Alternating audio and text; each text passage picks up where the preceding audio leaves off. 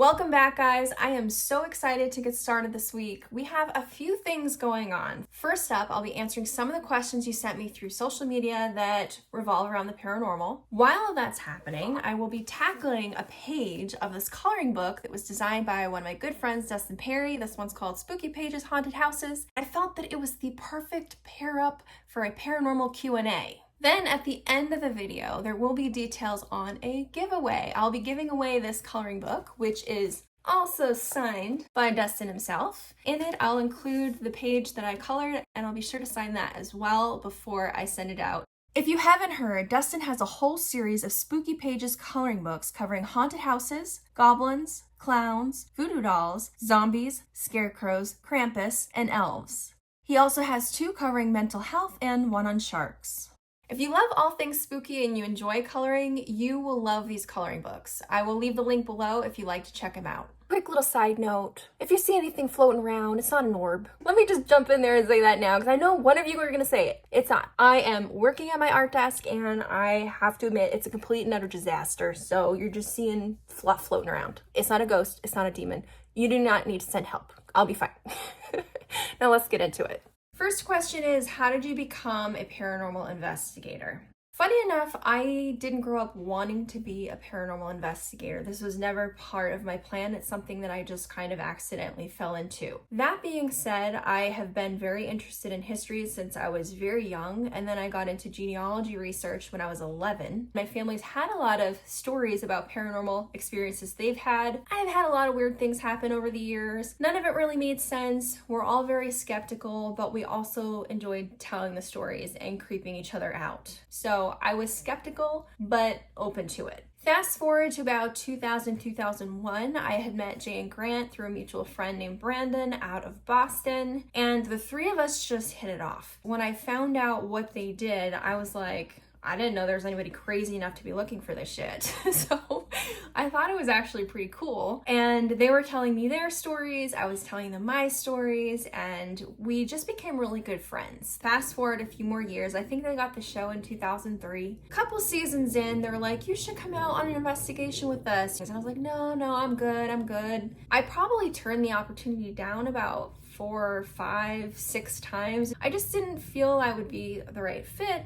I don't know. I had a lot going on in life. I had college, I had work. Then in 2006, I had what I call a year of death. I say that because we had 5 friends and family members pass away in 11 months. Being somebody who did not grow up in a church, I didn't have any sort of set faith background. Genealogy, funny enough, was kind of like a religion to me because it directly explained how I got here. But at the time, I didn't feel like it explained what happened to us after we passed. And having lost that many people in such a short amount of time, I was completely lost. My whole world was just upside down. And I really wanted to know there was more to death than just the end. Funny enough, Jay reached out to me again, and he said he'd really like to get me out on the road for a case. At that time, I think I was just mentally ready for it. I had lost so much. I was confused on what I believed, and I wanted to see if there was anything to the whole idea of an afterlife. The next question is, have you ever been so scared at a location that you'd refuse to go back?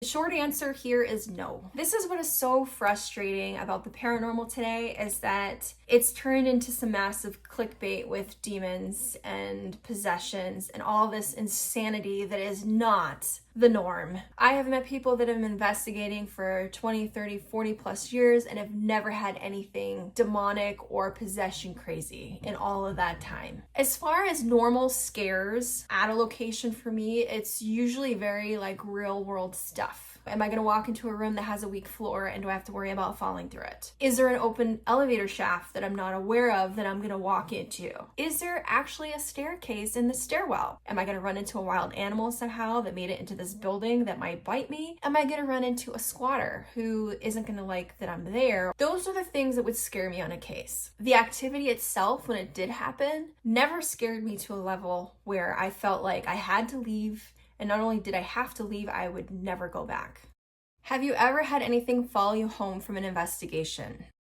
I've personally never had anything follow me home that I'm aware of. When I was on the shows, I wasn't home enough to really keep an apartment. So I was actually crashing with my parents. The funny thing is though, is anytime anything weird happened in the house, they like to blame it on me because they just figured I brought something home, but there was always a little weirdness in my house. I don't think it was my fault. So no, I don't think anything's ever followed me home, but I know other people say that they've experienced it, so who knows? How can you convince a non-believer that the paranormal exists?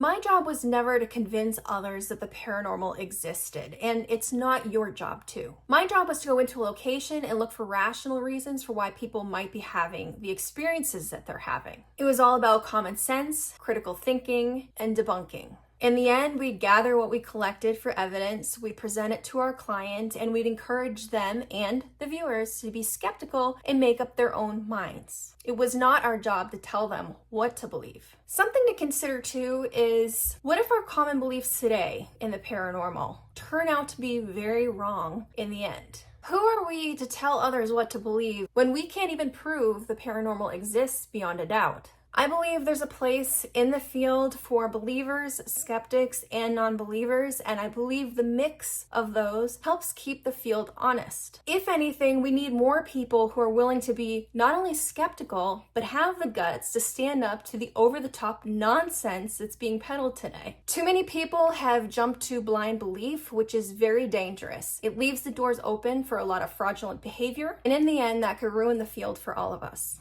What is your favorite piece of equipment to use while investigating?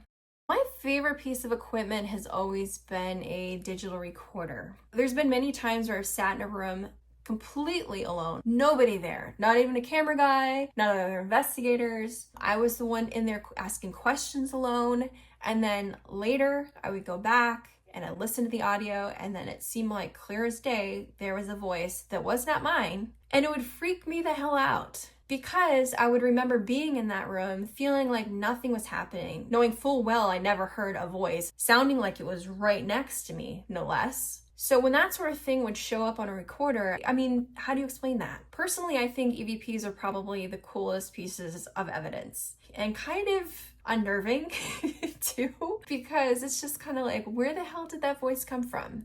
Why doesn't evidence get captured by the production team's equipment? The crew did pick up evidence on their equipment many times. Typically though, we'd only ask them for their video or audio if it was in connection to a personal experience. Let's say I saw a shadow figure, but my camera was pointed in the wrong direction. That's when I would reach out to the crew and ask them if I could borrow the video from that specific moment to see if they might have captured it. Or let's say I heard a voice, but the audio was so low on my recorder, I would reach out to the crew to ask them for their audio from that specific moment to see if they might have caught it. Otherwise, we stuck to the audio and video from our own equipment. We really only went to them as a backup if all else failed. Why do you always investigate at night if people have experiences during the day too? This is a question that I'm asked a lot, and I totally understand why. Every paranormal show out there shows a bunch of investigators running around in the dark with glowing eyes and blonde hair, even if they don't have blonde hair. For the TV side of the house, investigating at night, it is creepier, let's be honest. However, on our side, there are reasons why we typically investigate at night. One of the big reasons is, at night, things naturally get quieter. Traffic tends to die down, there's less people out on the streets being crazy and loud. We just don't have as much to contend with when it comes to our audio being contaminated with outside noise. Another reason is because a lot of reports tend to happen at night because that's when most people are home. They do their 9 to 5, then they come home for nights and weekends, and that's when they're home and around for possible experiences. Another reason is that some activity emits light, while other activity comes through as shadows. And as strange as it sounds, it's easier to see those two things in the dark. Also, you have to consider that most investigators do this as a hobby. 99.99999% of them are not getting paid to do this. As a hobby, they're doing this outside of their work hours, which is typically nights and weekends. However, we have investigated locations that had claims of activity that took place during the day. And I can think of a few cases where we did go back during the day to investigate those claims. Unfortunately, nothing came out of those daytime investigations. So rather than eat up some time showing you guys something where nothing happened, we'd much rather show you something else. From experience, do you believe in the paranormal?